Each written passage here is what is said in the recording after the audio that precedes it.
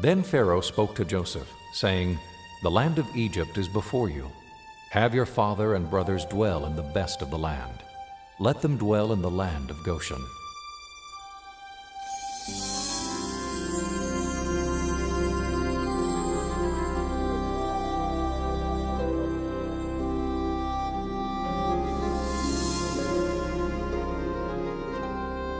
Any attempt to weigh the historical validity of the Exodus must begin here, in the Nile Delta, the biblical land of Goshen. For according to the Scriptures, this is where Israel first settled in Egypt.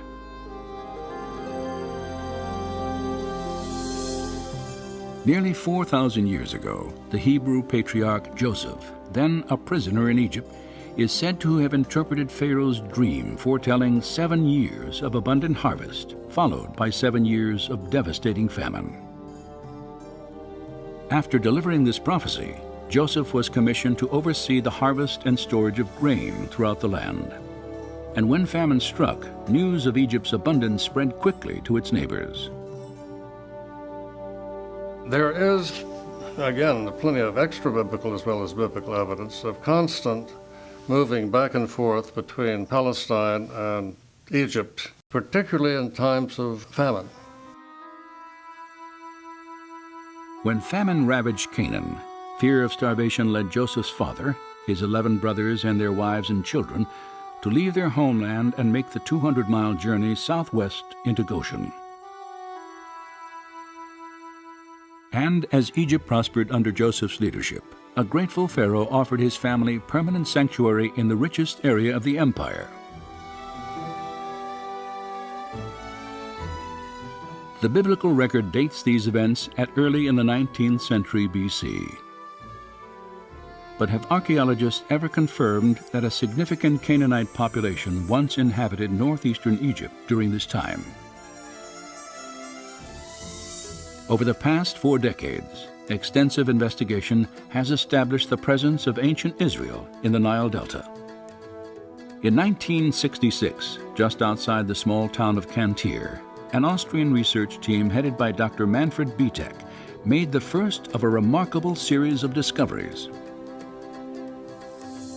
Ruins at an excavation site called Tel El Daba are remains of what is now believed to be the earliest Israelite settlement in Egypt. Studies of pottery fragments and construction techniques have verified that primitive mud walls here were once part of an unfortified village built by Canaanite farmers in the middle of the 19th century BC. Manfred Bietek's work has provided us with the only tangible evidence for the presence of Israelites in Egypt.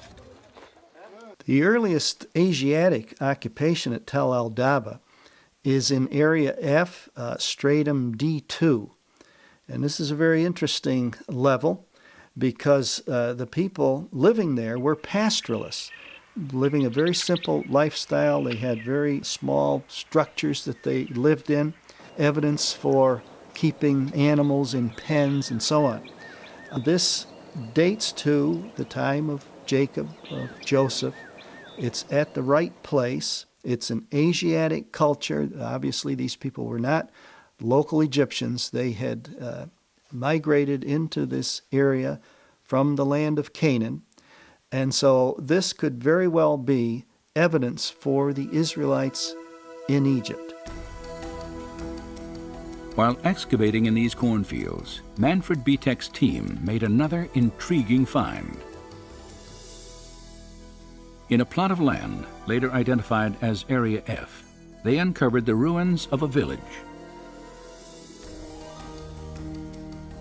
A map of the excavation site confirms its distinctly Israelite origins. And there was one house in particular which was larger than the other houses. And it was laid out in kind of a horseshoe fashion around a central courtyard.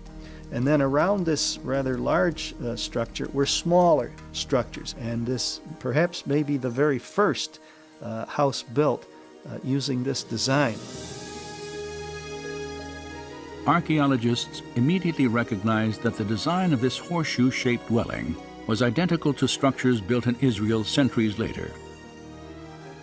It was a prototype of Hebrew architecture constructed near the time Joseph was believed to have lived in Egypt.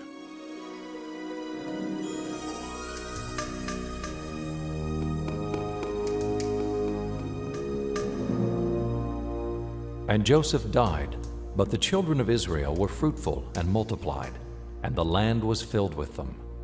Then there arose a new king over Egypt, who did not know Joseph.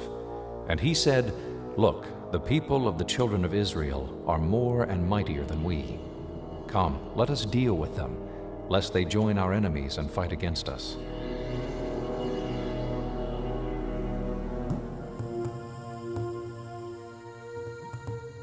The scriptures tell us that following Joseph's death, Pharaoh drove the Israelite population into slavery. Several archaeological discoveries have also confirmed this aspect of the biblical account.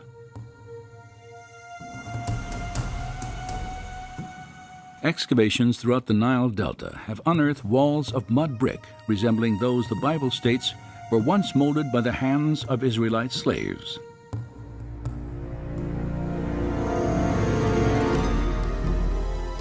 This practice was vividly illustrated in an 18th dynasty tomb painting depicting foreign slaves making bricks from mud and straw. An inscription on the mural echoes the slave master's dreaded warning. "The rod is in my hand. Be not idle."